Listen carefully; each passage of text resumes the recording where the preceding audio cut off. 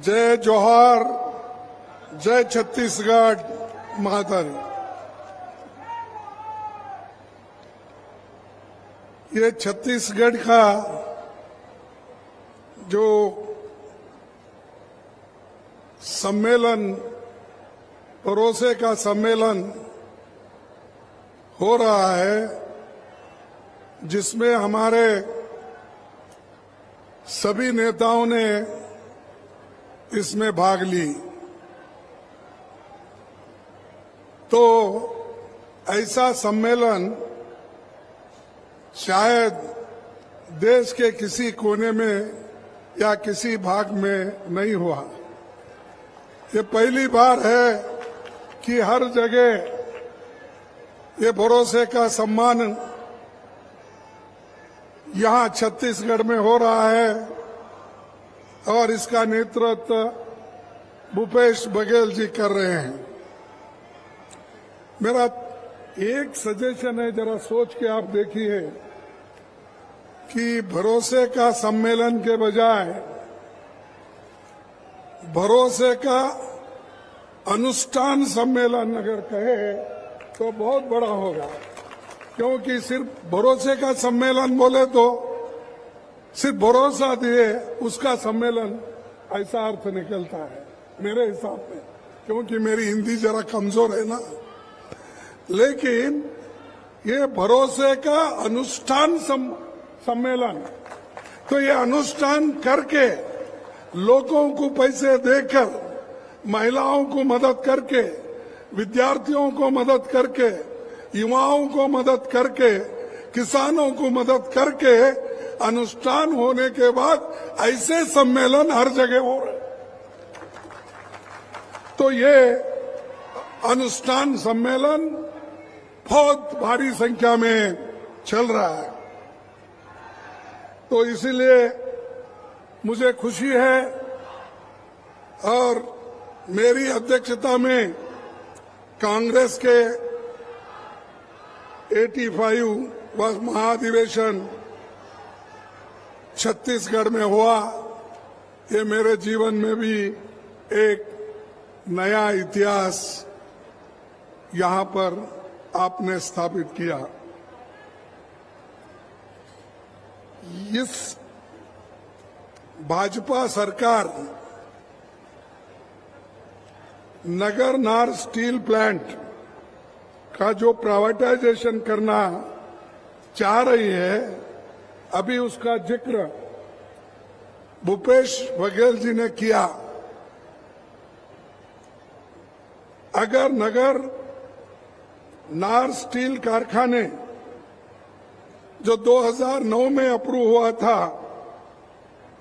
लेकिन मोदी सरकार उसको आगे नहीं बढ़ा रही, क्योंकि ये सब प्राइवेट को देना चाहते हैं मोदी जी। क्योंकि जब प्राइवेट को देंगे तभी उनको कुछ मिलेगा, अगर सरकार करेगी तो गरीबों को मिलेगा। इसीलिए ये जो है स्टील प्लांट, इसको मजबूती के साथ आप लड़ना होगा और इसको बना के आप बताना होगा, क्योंकि इसका फायदा गरीबों के लिए है। करोड़ों रुपए का यहाँ पर व्यवहार होता है और युवकों को नौकरी मिलती है। इसीलिए ये जरूरी है कि पब्लिक सेक्टर या गवर्नमेंट इसको चलाए और मजबूती के साथ अगर इसको चला दिए तो हजारों लोगों को इसमें नौकरी मिलेगी। मोदी साहब हमेशा अच्छे इंस्टीट्यूशन को भी खराब करते हैं और उन्होंने डिसइन्वेस्टमेंट के लिस्ट में भी डाल दिया था। कई प्लांट उन्होंने हर जगह बेचते आए, कांग्रेस बनाते आई, मोदी जी बेचते जा रहे। हम लोगों को मदद कर रहे हैं, लेकिन वो उनकी रोटी रोजी छीन ले रहे हैं। यह आप सोचना चाहिए, खासकर दलित, पिछड़े, अति पिछड़े और आदिवासी, गरीब लोग, ये सोचना जरूरी है, क्योंकि पैसे वालों को कोई दुख और दर्द नहीं है। उनके पास बच्चों को पढ़ाने के लिए पैसे हैं,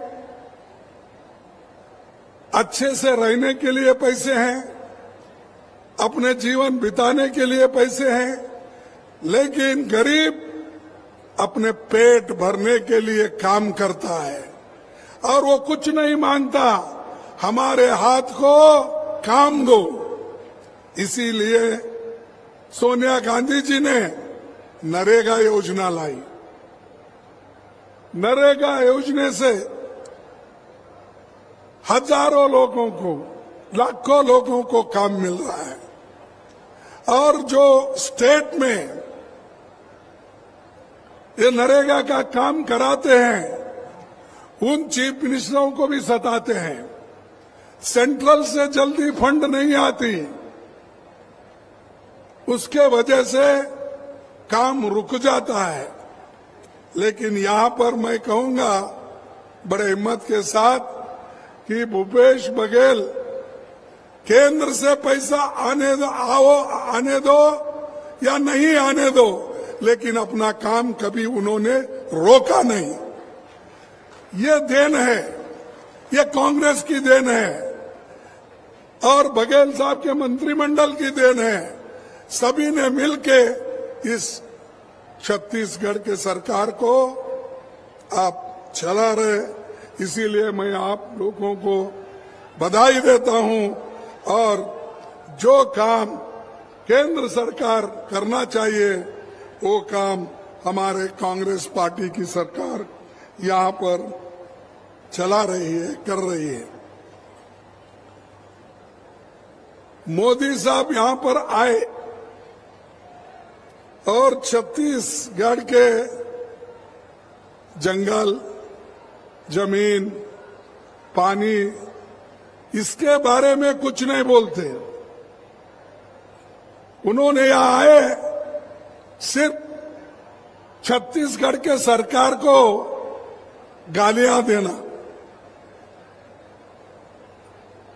और ये कहना, यहां तक मैं भी सुना कि ये सरकार गोबरी बेच के पैसा खा रहे हैं। अरे, गोबरी बेच के पैसा अगर खाते तो इतना डेवलपमेंट छत्तीसगढ़ में नहीं होता। गोबरी बेचने वाले, खाने वाले गाय के नाम पे बीजेपी है, कांग्रेस नहीं। कांग्रेस हमेशा लोगों की मदद करती है, लोगों को मजबूत बनाने के लिए गोबरी लेना, कोऑपरेटिव सोसाइटी को देना, दूसरे चीज भी, छोटे मोटे जो कॉटेज इंडस्ट्रीज है उनको भी ये सरकार मदद कर रही है। लेकिन मोदी साहब को ये सहन नहीं हो रहा। वो हमेशा कांग्रेस को सरकार कैसा गिराए और कांग्रेस को कुछ ना कुछ बोल के दबा लगाने का काम उनका है। और इस छत्तीसगढ़ में जो डायरेक्ट बेनिफिट 5 सालों में 1,75,000 करोड़ रुपए ट्रांसफर हुआ है और 5 सालों में छत्तीसगढ़ में 40 लाख लोग गरीबी से ऊपर उठे हैं। इतना रहते हुए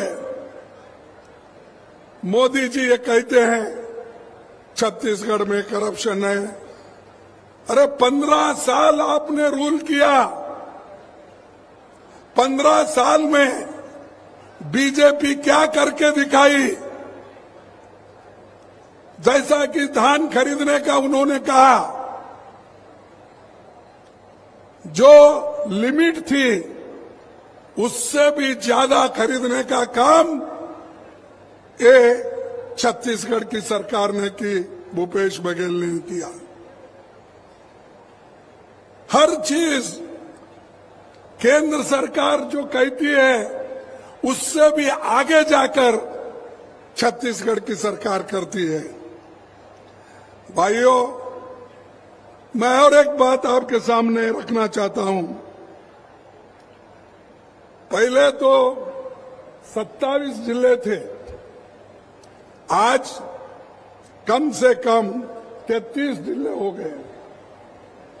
पहले 150 तहसील थे, आज 233 तहसील हो गए हैं। छत्तीसगढ़ के लोगों की आमदनी 38% बढ़ी और राशन कार्ड भी उसी ढंग से बढ़ता गया। 53 से आज 73 तक हुआ है। तो इसलिए आप सोचिए, जो चीज पिछले गवर्नमेंट ने नहीं की, बीजेपी ने नहीं की, वो काम अगर कांग्रेस के चीफ मिनिस्टर और सरकार करती है, यहां पर आकर मोदी साहब उनका प्रशंसा करना चाहिए। वो छोड़कर वो गालियां देने का एक ही सुन, बार बार सबको कुछ ना कुछ बोलते हैं। और यहां तक उन्होंने कहा कि कांग्रेस अपनी पार्टी आउटसोर्सिंग की है। ये कहते हैं, अरे आउटसोर्सिंग तो उन्होंने किया, अदानी को दिया, बड़े बड़े लोगों को दिया, उनकी सरकार को, बीजेपी की सरकार को वो लोग चला रहे। हमारे पास तो लाखों कार्यकर्ता है, सैकड़ों नेता है, हम चलाते हैं कांग्रेस को। हम तुम्हारे जैसे आउटसोर्सिंग नहीं है। इस देश में जो लोकतंत्र है, उस लोकतंत्र के तहत अगर आपको चलना है तो सबको लेके चलना। लेकिन यहां पर तो सिर्फ 2 लोग चलाते हैं सरकार, केंद्र की 2 ही लोग चलाते हैं। एक तो मोदी साहब कहते हैं, दूसरा अमित शाह उसको अनुष्ठान में लाते हैं। 2 ही लोग, दूसरे किसी को पता नहीं क्या होना है क्या नहीं होना है। कभी हमारे चीफ मिनिस्टर्स को बुलाकर आपने चर्चा की, आपको क्या चाहिए, क्या कमी है, लोगों के समस्याएं क्या है, ये कभी उन्होंने नहीं पूछा। और शायद बघेल साहब यहां बैठे हैं, सिंहदेव जी बैठे हैं, कभी आपको बुलाकर अपने टेबल पे घंटों से कब बात किया, कोई चर्चा की? तो जिस आदमी के पास डेमोक्रेटिक तरीके से बात करने की एक हिम्मत नहीं होती, वो देश को कैसा संभालेंगे? देश को कैसा संभालेंगे? बड़ी बड़ी बातें तो करते हैं और यहां तक कि अच्छा करने के बजाय चीफ मिनिस्टरों को, सरकारों को धमकी देते हैं। मेरी बात सुनो, अगर नहीं सुनेंगे तो मैं आपके पीछे ईडी लगाऊंगा। मेरी बात सुनो, अगर आप नहीं सुनेंगे इनकम टैक्स लगाऊंगा। इस ढंग से उन्होंने ईडी, इनकम टैक्स, विजिलेंस, सबको, सब पुलिस ऑफिसर इनको इस्तेमाल कर रहे हैं। अरे भाई, देश को ईडी और सीबीआई, इनसे अगर सरकार चलाना है तो फिर आपकी क्या जरूरत है? आपकी जरूरत नहीं। आप घर में बैठिए, बस इतना क्यों घूम रहे हो? फिर हर जगह जा रहे हैं, तेलंगाना जाते हैं, वहां कुछ क्रिटिसाइज करते हैं, छत्तीसगढ़ आते हैं, राजस्थान जाते हैं, मध्य प्रदेश जाते हैं, मेघालय जाते हैं, हर जगह जाते हैं और झूठ बोल के आते हैं। अभी आप ही ने कहा, मैं वो इस्तेमाल कर रहा हूं। तो बघेल साहब ने बोला झूठ। मेरे को तो उनका झूठ बातें सुन सुन के बेजार हो गया, क्योंकि मैं उनकी बातें 9 साल से सुन रहा हूं, तो आप 5 साल से सुन रहे हैं, तो आपको आधा मालूम है, मेरे को पूरा मालूम है। तो ये जो मोदी करते हैं, हमेशा झूठ बोलते हैं। सिर्फ झूठ ही नहीं, झूठों के सरदार है वो। कोई आदमी, ठीक है भाई, पहले बोले वो कि मैं 2 करोड़ नौकरियां देता हूं। 2 करोड़ नौकरियां मिले आपको तो हम समझेंगे चलो एक झूठ बोले। दूसरा बोले 15-15 लाख तुमको घर में तुम्हारे जेब में डालूंगा, बोले मिले, चलो ये भी एक झूठ है समझेंगे। और किसानों का आमदनी 2 गुना करूंगा, हो गया आपका। जो भूपेश ने दिया वही है आपके पास, मोदी का क्या है बोलिए। तो मोदी झूठ बोलते हैं, इसीलिए मैं बोल रहा हूं झूठों के सरदार।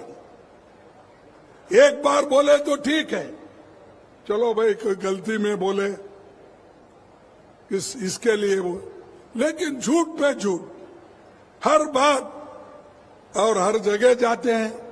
अरे म्युनिसिपैलिटी कारपोरेशन इलेक्शन नहीं छोड़ रहे, तुमको कहां छोड़ेंगे? एमएलए इलेक्शन वहां चले, कर्नाटक में भी आए, हर जगह घूमे, छत्तीसगढ़ हर जगह कोना कोना छप्पा मार रहे, राजस्थान में जा रहे, मध्य प्रदेश में जा रहे, तेलंगाना में जा रहे, तो हर दिल्ली से लेकर गली तक घूम रहे, दिल्ली से लेकर गली तक घूम रहे, लेकिन लोग वोट देने के लिए तैयार नहीं है। लोग कांग्रेस को चाह रहे हैं, कांग्रेस आने दो, ये खुद लोग कह रहे हैं। लेकिन मोदी जी, मैं और एक पूछता हूं, जब आपके नाम से इतने वोट आते हैं पार्लियामेंट में, मैं सब वोट लाता हूं, आप कहते हैं, फिर आपको हर राज्य में घूमने की क्या आवश्यकता है? हर राज्य में आप घूम रहे हो, लेकिन जहां जा रहे हो वहां हार रहे हो। आप ही देखिए, कर्नाटक के कोने कोने में छप्पे मारे, छप्पे वो गए, लेकिन वो हार के आए। हिमाचल में गए, वो हार के आए।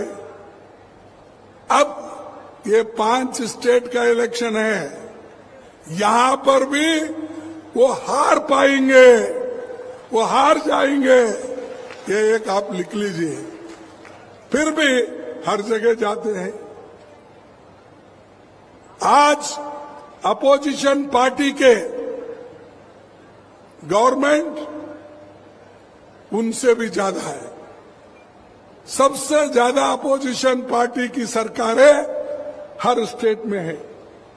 अगर आपके पास इतनी जादू की छड़ी थी या है, तो आप वेस्ट बंगाल कैसा हारे, छत्तीसगढ़ कैसा हारे, राजस्थान कैसा हारे, और हमारे तमिलनाडु कैसा हारे। आप देखिए कितने हैं, 12, 15, 16 स्टेट हारे, फिर भी वो बात कहते हैं कि लोग मुझे चाहते हैं, इसीलिए मैं ये करता हूं। अगर लोग चाहते तो इतने राज्यों में तुम नहीं खोते थे।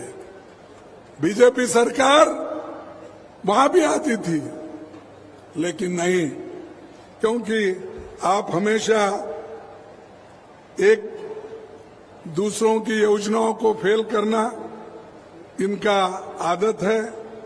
तो इसलिए उन्होंने हमेशा बोलते हैं आपकी गारंटी अलग है,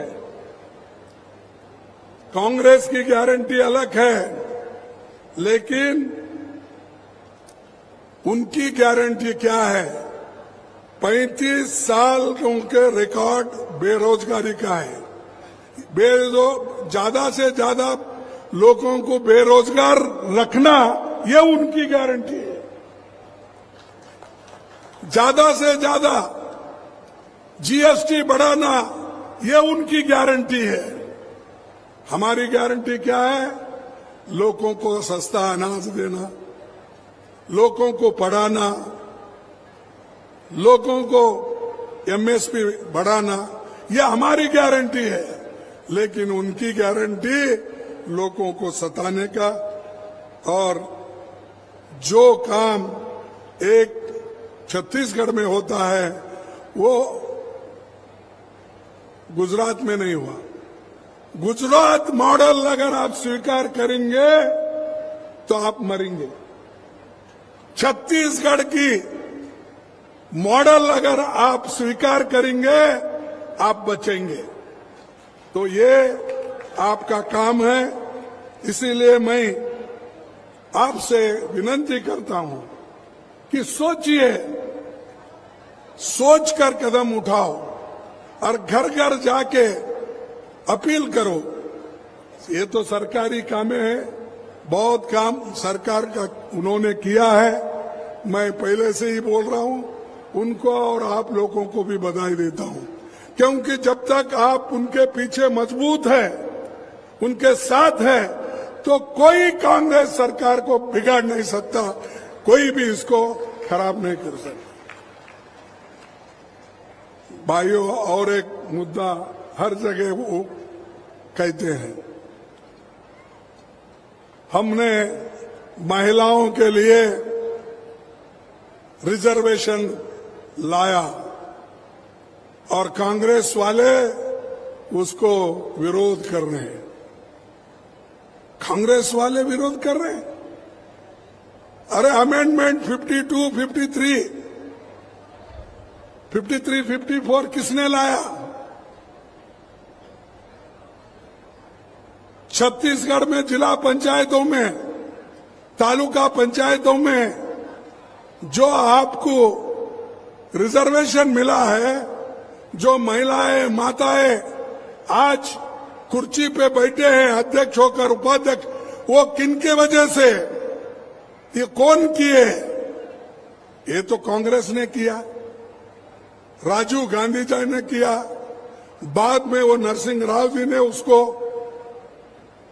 कानून के मुताबिक आगे लाया, लेकिन इसका भी क्रेडिट वही लेते हैं। अरे आप तो महिलाओं के बारे में कभी भी उनकी, हमेशा उनका एक ये है, उनका जो आइडियोलॉजी है वो महिलाओं के खिलाफ है। महिलाओं को कभी भी उन्होंने आगे आने नहीं दिया। ये जनसंघ का हो, अब भारतीय जनता पार्टी हो, आरएसएस हो, ये महिलाओं के खिलाफ है, महिलाओं के विरोध में है। जब कांग्रेस कर रही है तब वो आगे आते हैं। यही लोगों ने जब राजीव गांधी जी के जमाने में और देवेगौड़ा जो हमारे पार्टी के सपोर्ट से प्रधानमंत्री बने थे, उस वक्त हमने जो पास करवाया था उसको भी अगर किसी ने विरोध किया तो ये बीजेपी ने विरोध किया, इसीलिए हमारा बिल उस वक्त गिर गया। और हमको ये क्या है, एक कहावत है हिंदी में, मेरे को ठीक नहीं आ रहा, चोर उल्टा, ऐसा, अच्छा ठीक है, चोर उल्टा कोतवाल को ढाके। ऐसा काम तो वो कर रहे गलत, और हमको बोल रहे हैं कि कांग्रेस आड़ी आ रही। गरीबों के लिए हम कुछ देना चाहते हैं, माँ बहनों को देना चाहते हैं, शेड्यूल कास्ट को देना। अरे भाई, शेड्यूल कास्ट को तो ऑलरेडी रिजर्वेशन है, तुम क्या देते हो? शेड्यूल ट्राइब्स को रिजर्वेशन है, तुम क्या देते हो? उनको भड़काने का आदिवासियों को मिल रहा है, शेड्यूल कास्ट को मिल रहा है, और ये लोग वो छीनना चाहते। अरे छीनना हम नहीं चाहते, तुम तो छीनना चाहते थे, हमने उसको रोक दिया, रख दिया, और आगे हमारी गवर्नमेंट आई, ये पहला हम काम करेंगे। तुम्हारा क्या है? तुम 1934 का 2034 का बता रहे हैं। आज अगर उनमें महिलाओं के लिए प्रेम है, गरीबों के लिए प्रेम है, पिछड़े हुए वर्गों के लिए प्रेम है, तो अब जो संख्या अस्तित्व में है 543, आप उसी में करो।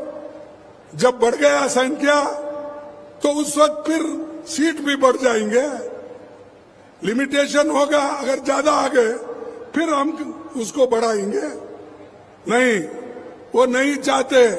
वो बोल रहे हैं अब कि सेंसस होना, उसके बाद में डिलिमिटेशन होना, और ये सब होने के बाद ये 2034 में आएगा। यानी उनकी नीयत अच्छी नहीं है, और नीयत अच्छी नहीं रहने के वजह से अब गांव-गांव फिर के ये प्रचार कर रहे कि कांग्रेस वाले हमको मदद नहीं करें या मजबूरी में मदद करें। और मजबूरी में अगर मदद करते, हम ये जो पंचायत में, जिला पंचायत में, म्युनिसिपालिटी में रिजर्वेशन लाते। सोनिया गांधी जी का ये पण था कि महिलाओं को रिजर्वेशन दिला के रहूंगी, और उन्होंने पूरे कोशिश की। और दूसरी चीज ओबीसी का, अब भाई जनसंख्या के आधार पर जनगणना कराना, और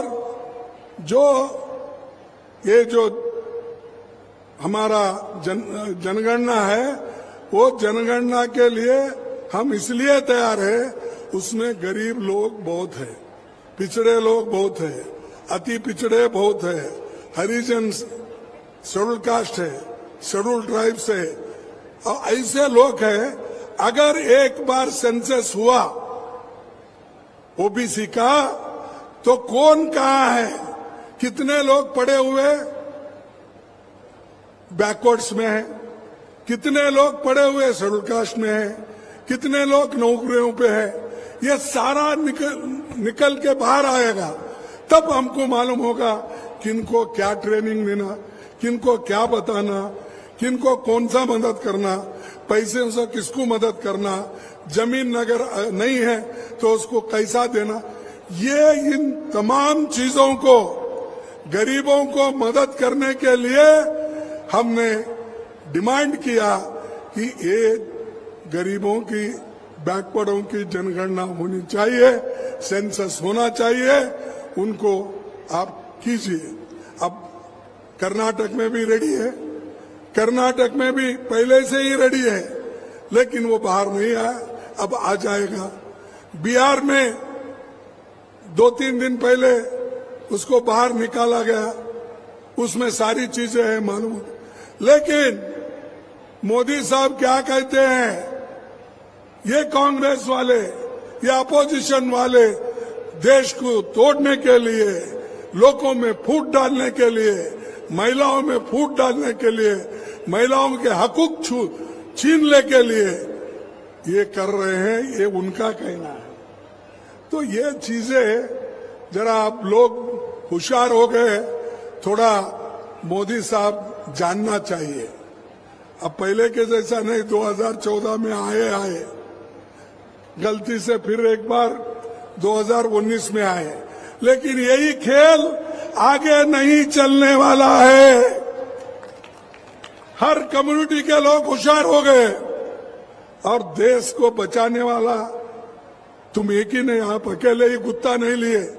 देश को बचाने वाले, देश में एकता रखने वाले हम हैं। हम सभी लोग उसके लिए लड़ते हैं। देश को एकता से रखने के लिए ही इंदिरा गांधी जी ने अपनी जान खोई, राजीव गांधी जी ने अपनी जान खोई, और आज राहुल गांधी पाद यात्रा करते हैं, हर जगह जाते हैं और आज बैकवर्ड के लिए लड़ रहे हैं। और इसके बावजूद भी हम हमारे को टीका कर रहे हैं। अब हमारे 4 मिनिस्टर हैं, मुख्यमंत्री से 4 मुख्यमंत्री है। 4 मुख्यमंत्री में आप बताइए हम उनको रिप्रेजेंटेशन ठीक दिए या नहीं।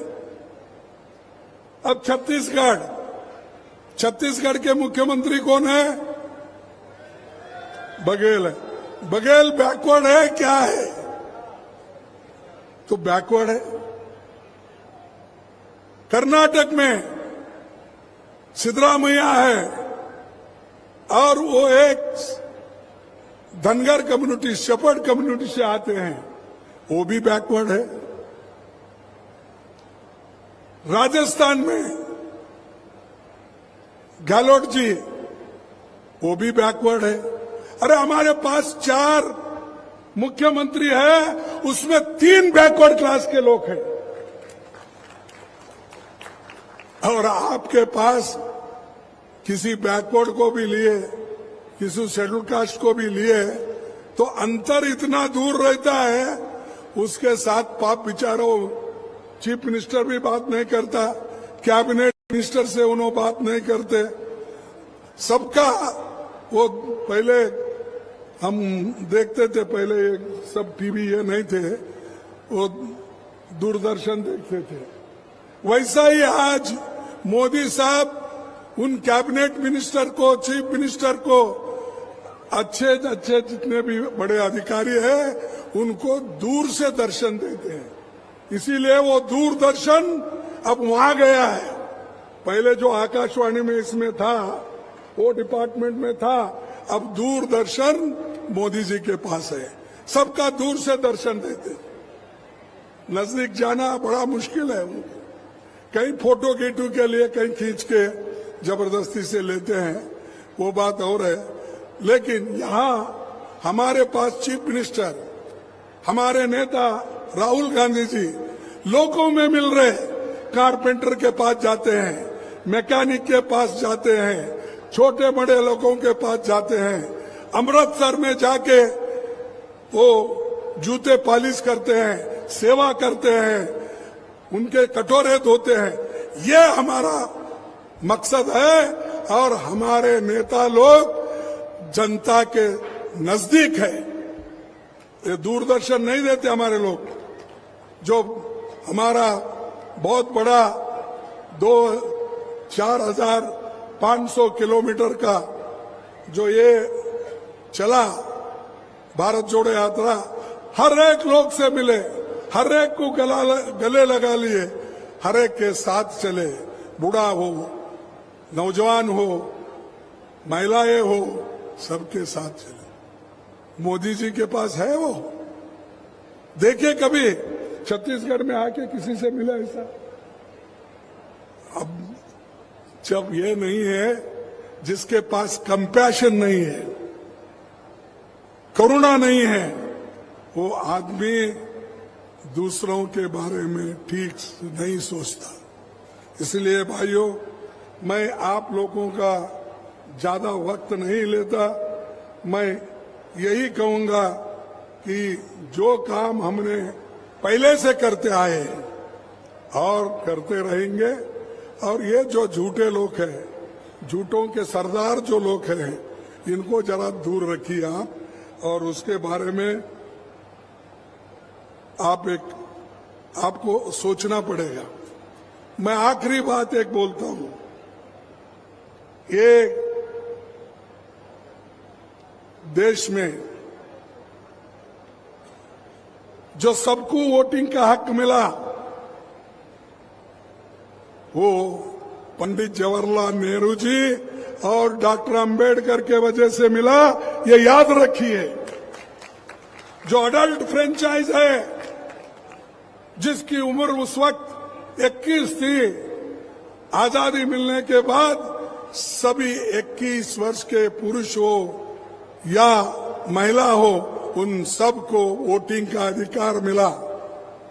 अमेरिका में आजादी मिलने के कई सालों को बाद महिलाओं को वोटिंग मिला, यूके में मिला, फ्रांस में मिला, कई सालों के बाद। यहां जिस दिन संविधान तैयार हुआ, उसी दिन महिलाओं को वोटिंग का अधिकार मिला, दलितों को मिला, पिछड़े को मिला, सबको मिला।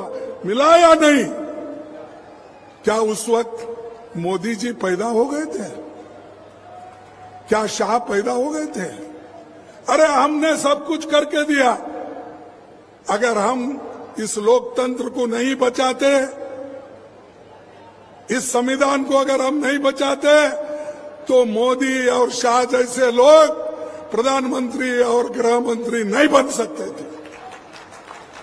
यह हमारी देन है, हमारा गिफ्ट है। इसीलिए तो शुक्रिया अदा करो। वो सब छोड़ के एक परिवारवाद परिवार में कौन है भाई? क्या गांधी परिवार में 89 के बाद कोई प्राइम मिनिस्टर बना? बोलिए आप, कोई प्राइम मिनिस्टर बने? क्यों हिचकिचा रहे हो? कोई नहीं बना। और जब सोनिया गांधी जी बनी, जब मौका था, लोग जाकर उनसे मिले, उनको कहा कि आप इस देश के प्रधानमंत्री बनो, सभी लोग हम चाहते हैं, मेजॉरिटी आपके साथ है, लोगों ने कहा। तब सोनिया गांधी जी ने स्वीकार नहीं किया। एक इकोनॉमिस्ट मनमोहन सिंह जैसे आदमी को इस देश का प्रधानमंत्री बना के छोड़ा। अरे ये है हमारे उसूल। तुम्हारे पास तो लड़ रहे कुर्सी के लिए, और मोदी जी छोड़ रहे नहीं कि बाकी के लोग बड़े परेशान हैं कि मोदी भाई कितने दिन ही नहीं रहेगा, हमको चांस मिलेगा या नहीं मिलेगा, सोच रहे। इसीलिए उन्होंने भी एक एक को हटा रहे।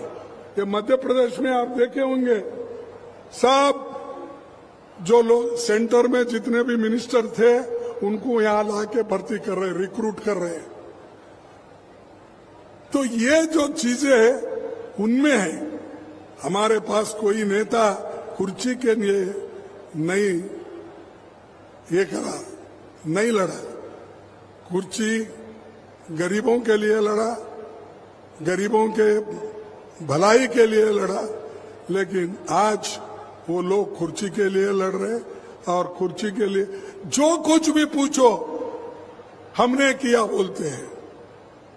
अरे तुम जो किया उसका क्रेडिट ले, जो नहीं किया उसका भी आप ही क्रेडिट ले रहे हो। तो मैं इससे ज्यादा कुछ नहीं बोलना चाहता। और आज जो हमारा एक ही आने वाले हमारे असेंबली के चुनाव हो, और उसके बाद में पार्लियामेंट के चुनाव हो, उस पार्लियामेंट के चुनाव में और असेंबली के चुनाव में आप लोग जोरदार मेहनत करके गांव-गांव जाके कि हमको कांग्रेस को मजबूती दो, और अगर इसको मजबूती मिली तो मैं ये कहूंगा कि फिर से कांग्रेस पार्टी की राज इस छत्तीसगढ़ में आएगी। और आज जितने भरोसे पूरे उन्होंने अनुष्ठान किया, और जो उनके आगे आने वाले जो मैनिफेस्टोज है, इलेक्शन मैनिफेस्टो में जो और वायदे करेंगे वो पूरा पूरा कांग्रेस पार्टी निभाएगी। इसीलिए मैं ज्यादा और उचित नहीं समझता कि आपका समय लूं, और एक ही बात मैं कहूंगा कि आपके पास हिम्मत है, आपके पास सब कुछ है, डरो मत। तो डराएंगे थोड़ा कुछ, वो मैं हमेशा यहाँ होते ही रहता। अच्छा कोई कार्यक्रम रहा, मोदी जी की टीम आती है तो हारने दो जीतने दो, वो फील्ड में रहते ही है। क्योंकि जब मेरा यहाँ पर इलेक्शन हुआ, उसके बाद यहाँ पर अधिवेशन हुआ, उस अधिवेशन के दिन ही उन्होंने हमारे कांग्रेस के नेताओं के ऊपर ईडी की धात डाली, सीबीआई की डाली, लेकिन लोग डर रहे नहीं। उन्हें डराने की कोशिश कर रहे हैं। जो नियत से हमारे लोग हैं वो डर रहे नहीं। जब नहीं डरते हैं तो उन्हें कुछ ना कुछ कहते हैं। और मैं एक ही आप सभी लोगों के तरफ से मोदी जी को एक बात विनती करूंगा, कम से कम एक मीटिंग कम करके मणिपुर जाके आप एक मीटिंग बोले। 6 महीने हो गए, दंगे चल रहे हैं, लोगों को मार रहे हैं, महिलाओं को नंगे करके फिरा रहे हैं, गोलियां चला रहे हैं। वहां आप नहीं जा रहे? आपको वो मणिपुर क्या इस देश का हिस्सा नहीं है? वहां इसलिए नहीं जा रहे, इनको आने ही नहीं दे रहे वहां। और यहां फिर रहे कहा जहां लोग मजबूत है, अच्छी सरकारें चल रही है। ये भूपेश बघेल को कैसा मैं आगे ढकलूं, राजस्थान को कैसा मैं निकाल दूं, हर चीज। अब कर्नाटक को कैसा मैं निकाल दूं। देखिए, ऐसा करने से नहीं होता। देश के लोगों की चिंता करना चाहिए। मणिपुर में जो चल रहा है, मोदी साहब चुप बैठने के वजह से चल रहा है। मोदी साहब हिम्मत नहीं कर रहे। मैं समझूंगा मोदी साहब हिम्मत हारे हैं। अगर आपके पास हिम्मत है तो जाके वहां पर सुलझाओ। वहां सुलझाना नहीं चाहते आप, चलने दो, कितना दिन चलता है। हमारे राहुल जी जाके आ गए, 21 एमपी जाके आ गए। भाई आपको क्या होगा? आपके पीछे तो एक 25 गाड़ियां 40 गाड़ियां रहते हैं, और आपके पीछे बंदूकधारी लोग भी रहते हैं। इतने व्यवस्था रहने के बावजूद भी आप डर रहे हो, वहां जा रहे नहीं। इसका मकसद क्या है? तो भाइयों, कम से कम एक मीटिंग छत्तीसगढ़ में कम करके, या हमारे तेलंगाना में कम करके, या अपना राजस्थान में कम करके, कहीं तो एक मीटिंग कम करके कम से कम एक बार तो मणिपुर जाके आने दो। यही मैं अपील करता हूं आपके ओर से।